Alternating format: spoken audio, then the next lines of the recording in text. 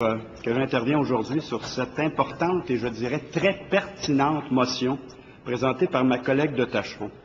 Et peut-être pour le bénéfice des gens qui nous écoutent, il y aurait peut-être lieu de la relire, parce qu'elle m'apparaît raisonnable, comme le disait mon collègue de Verchères, et bien fondée. Voici le libellé de la motion. Que l'Assemblée nationale rappelle les articles 61 et 62 de la loi sur l'Assemblée nationale, ainsi que le libellé de la prestation de serment des membres du Conseil des ministres, qu'elle exige du premier ministre qu'il fasse respecter ses propres directives concernant les conflits d'intérêts, qu'elle affirme solennellement qu'un membre du Conseil des ministres ne doit pas être lié à un autre employeur lors de l'exercice de sa charge, et qu'elle réclame la nomination, dans les meilleurs délais, d'un commissaire à l'éthique indépendant. Je pense, Monsieur le Président, que je n'aurai pas besoin de plaider très longtemps sur la pertinence de cette motion. En fait, il suffit de lire les journaux ces dernières semaines pour constater à quel point cette motion est importante et est pertinente. Évidemment, ce qui nous vient en premier lieu à l'esprit, c'est bien sûr ce qu'on appelle l'affaire Couillard. Il y a eu plusieurs cas dans les dernières semaines, mais attardons-nous à celui-là qui, je l'avoue, est particulièrement troublant. Vous avez ici, lorsqu'on lit le rapport du commissaire au lobbyisme du 12 mars dernier, des faits qui sont effectivement troublants. Vous avez un individu qui décide, le ministre de l'époque, le ministre Couillard, qui décide durant la période des fêtes 2007-2008 qu'il quittera la vie politique. Et, suite à cette décision qu'il prend et qui nous est relatée dans le rapport, dans la période des fêtes, donc 2007-2008, fin 2007, début 2008, rencontre dès le 17 mars des gens d'une firme appelée PCP. Ça, PCP, Monsieur le Président, c'est un fonds d'investissement qui détient, entre autres, les cliniques d'imagerie médicale privée du groupe Médicis. Alors déjà, on comprend quel genre d'entreprise c'est. C'est une entreprise qui œuvre de cette façon dans le domaine de la santé. Alors, le ministre fait une première rencontre le 17 mars 2008. Il rencontre les représentants, les revoit le 16 avril 2008, et à ce moment-là, on lui dit qu'il pourrait, compte tenu de son expérience, agir comme conseiller stratégique. Et on discute également, je cite le rapport, la question des contreparties financières et matérielles pouvant lui être proposées fut également abordée. Le ministre de l'époque, M. Couillard, revoit ces gens le 4 mai 2008, et là, ces gens, les propriétaires de cette entreprise, lui remettent une proposition d'entente.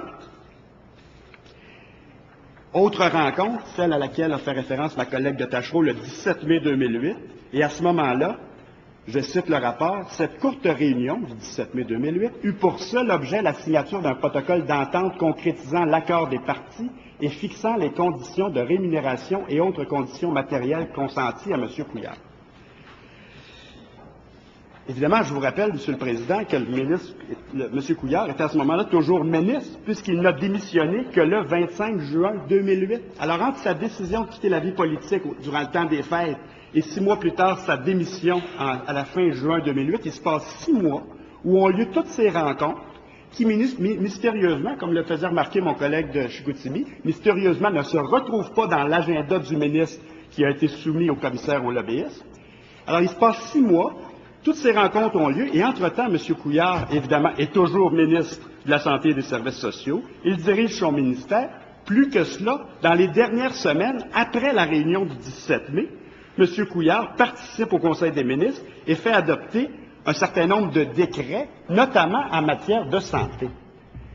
Alors, je présume que les gens qui nous écoutent, là, puis qui regardent ces faits-là, comme on en a pris connaissance en lisant le rapport du commissaire au lobbyisme, ne peuvent que constater qu'il y a là une situation troublante.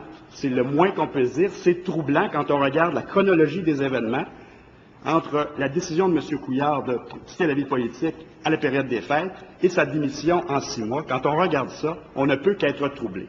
Et ce que le commissaire au lobbyisme nous dit, c'est « J'avais pas le mandat d'évaluer la conduite de M. Couillard dans cette affaire. Ce n'est pas mon mandat à moi.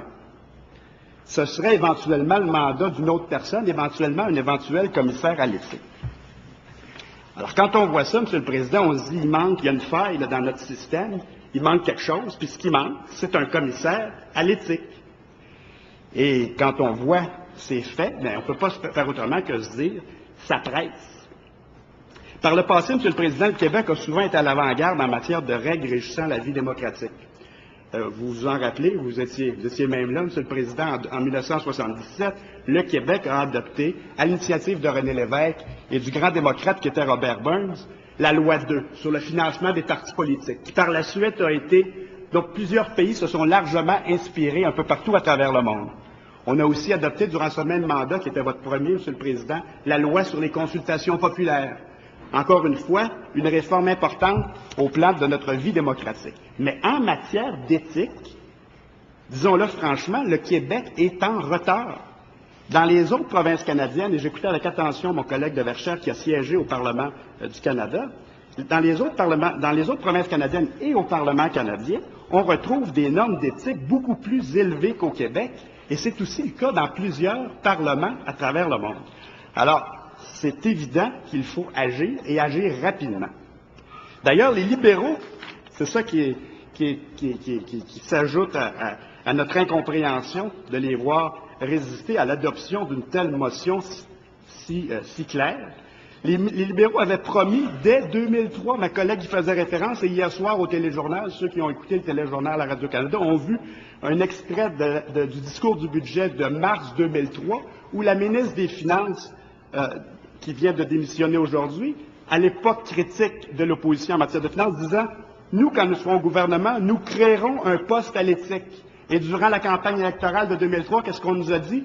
Nous sommes prêts à créer un commissaire à l'éthique. Ça, c'était, Monsieur le Président, presque jour pour jour, il y a exactement 6 ans. Et comme tant d'autres promesses rompues, comme le faisait remarquer le député de Chauveau, pas besoin de les rappeler, toutes les promesses qui ont été rompues, ne serait-ce que la baisse d'impôts d'1 milliard par année pendant 5 ans, on sait tous que ça a pris vite le bord. Comme tant d'autres promesses rompues, cette promesse des libéraux de 2003 de créer un commissaire à l'éthique, elle n'a pas été respectée. Et on est aujourd'hui 6 ans plus tard, il n'y a toujours pas de commissaire à l'éthique. Monsieur le Président, tous les observateurs qui regardent ce débat nous disent rapidement, il faut un commissaire à l'éthique. Écoutez, je pourrais vous en citer quelques-uns, mais rapidement, je voyais Bernard Descoteaux qui, dans le Devoir du 19 mars dernier, disait « Assemblée nationale du Québec, vite un commissaire à l'éthique », et qui, faisant référence au cas du docteur Couillard, disait « Le commissaire, parlant du commissaire au lobbyisme, ne pouvait toutefois se prononcer sur le conflit d'intérêts dans lequel se trouvait par ailleurs le ministre, car cela relève de l'autorité seule du premier ministre qui préfère se taire chaque fois que l'un de ses ministres se retrouve au cœur d'une telle situation. Ce silence du premier ministre est regrettable, car il nous laisse croire qu'il n'accorde guère d'importance à l'éthique. On explique que dans le présent cas, les règles concernant les ministres qui se préparent à quitter la politique sont imprécises. Justement, cela devrait démontrer le besoin de telles règles et l'urgence de créer à l'Assemblée nationale un poste de commissaire à l'éthique comme cela existe à Ottawa. On ne peut pas être plus clair, c'est un éditorialiste d'un journal réputé qui nous dit vite un commissaire à l'éthique. Michel Cauger, également de Radio-Canada, nous disait la même chose, Monsieur le Président. D'abord, lui aussi, commentant d'une manière évoquant l'affaire Couillard, disait « Il reste qu'un ministre qui négocie son passage au privé au moment où il est ministre reste quelque chose qui est douteux sur le plan de l'éthique. » Je pense que c'est une analyse que le commun des mortels peut faire en regardant les faits que je vous ai présentés tantôt. Et il concluait, Michel Auger, en disant ceci: « Pour commencer à changer d'air, il ne serait pas inutile de s'inspirer de ce qui se passe à Ottawa et de créer un poste de commissaire au conflit d'intérêts et à l'éthique. Un poste qui, au minimum, donne un recours aux élus comme aux citoyens. » Et un peu plus loin, il disait ceci: « Même si le commissaire n'a pas le pouvoir d'imposer des sanctions, ses avis auraient de force morale qui n'est pas à dédaigner. Dans une atmosphère qui devient détestable sur le plan de l'éthique, c'est toujours mieux de faire un petit quelque chose que de laisser la situation se dégrader. » Et hier encore, le jurisconsulte, M. Bisson, et le commissaire au lobbyisme actuel, M. Côté, disaient, écoutez, je peux citer M. Côté qui disait il y a quelque temps qu'il serait intéressant de profiter de l'occasion pour faire le débat sur la pertinence de créer un poste de commissaire à l'éthique des politiciens, car seul un tel commissaire aurait pu se pencher sur l'éthique de l'ex-ministre Couillard.